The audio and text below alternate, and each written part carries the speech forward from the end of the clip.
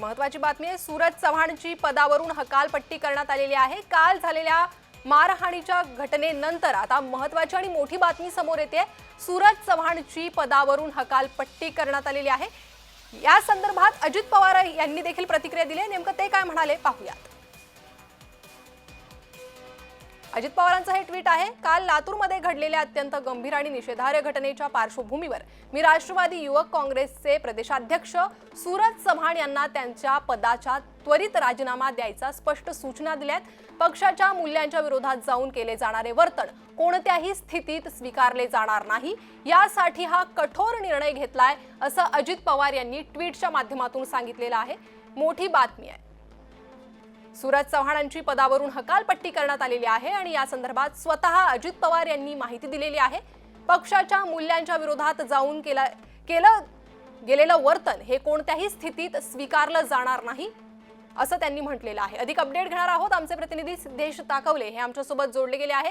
सिद्धेश, आता महत्त्वाची कारवाई करण्यात आलेली आहे। स्वतः अजित पवारांनी माहिती दिली आहे आणि सूरज चव्हाणांची पदावरून हकालपट्टी करण्यात आली आहे। अगदी चित्र स्पष्ट आहे। फक्त 24 तासाच्या आतमध्ये अजित पवारांनी हा निर्णय घेतलेला आहे। कालची जर आपण मारहाण जर बघितली तर राष्ट्रवादी युवक काँग्रेसचे प्रदेशाध्यक्ष असतील सूरज चव्हाण यांनी जेव्हा सुनील तटकरेंच्या समोर जेव्हा हे पत्ते वगैरे टाकले गेलेले होते, त्याच्यानंतर हा आक्रमक राडा जो झालेला होता, त्याच्यानंतर सोशल मीडियावरती सुद्धा राष्ट्रवादी पक्षाची जोरदार बदनामी सुद्धा झालेली होती आणि याच बदनामीला आता अखेर अजित पवारांनी फुल स्टॉप लावलेला आहे। सूरज चव्हाण यांनी आता पदाचा तात्काळ त्वरित राजीनामा द्यावा असे स्पष्ट आदेश जे आहेत ते ट्विट करत अजित पवारांनी दिलेले आहेत। काल लातूरमध्ये घडलेल्या अतिशय गंभीर घटनेचा निषेध सुद्धा त्यांनी हे केलेला आहे, निषेध सुद्धा नोंदवलेला आहे आणि याच पार्श्वभूमीवरती आता अखेर सूरज चव्हाण यांच्यावरती आता पक्षानं कारवाई केलेली आहे।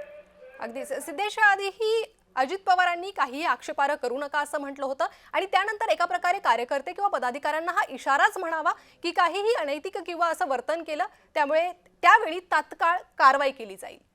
प्रणिता, जर आपण बघितलं तर याच्या आधी सुद्धा अनेक राजकीय पक्षांमध्ये म्हणजे विधान भवनामध्ये जो राडा झाला त्याच्या आधी सुद्धा जे संजय गायकवाडांनी जे कॅन्टीन मध्ये जाऊन जो राडा घातलेला होता, त्याच्यामुळे एकंदरीत महायुतीच्या पक्षांचे जे मित्र पक्ष आहेत त्यांची बदनामी झालेली होती आणि हीच बदनामी कुठेतरी रोखण्यासाठी आता प्रत्येक पक्षप्रमुखांवरती हे दबाव आलेला होता आणि याच पार्श्वभूमीवरती आता ही कारवाई केल्याचं आता बोललं जात आहे। परंतु जर आपण एक गोष्ट जर प्रामुख्याने जर बघितली तर याच्या आधी सुद्धा एकनाथ शिंदेच्या शिवसेनेमध्ये संजय गायकवाडांनी जो राडा केला त्याच्या आधी सुद्धा संजय शिरसाटांचा सुद्धा व्हिडिओज व्हायरल झालेले होते आणि नंतर कालची जर घटना बघितली तर माणिकराव कोकाटेंचं प्रकरण, या सगळ्या प्रकरणामध्ये या प्रकरणावरती कुठेतरी अजित पवार फुलस्टॉप लावायचं बघतात तेव्हाच संध्याकाळी ही सगळी घटना घडली आणि अखेर आक्रमक कार्यकर्त्यांना शांत करण्याचं आवाहन किंवा शांत या सगळ्या गोष्टींवरती एक वचक एक दबाव आणण्याचं काम जे आहे ते अजित पवारांनी आता या ठिकाणी केलेलं आहे। त्यामुळे आता आपसुकच जर या निर्णयामुळे अखेर आता कार्यकर्त्यांना एक वचक बसेल आणि एक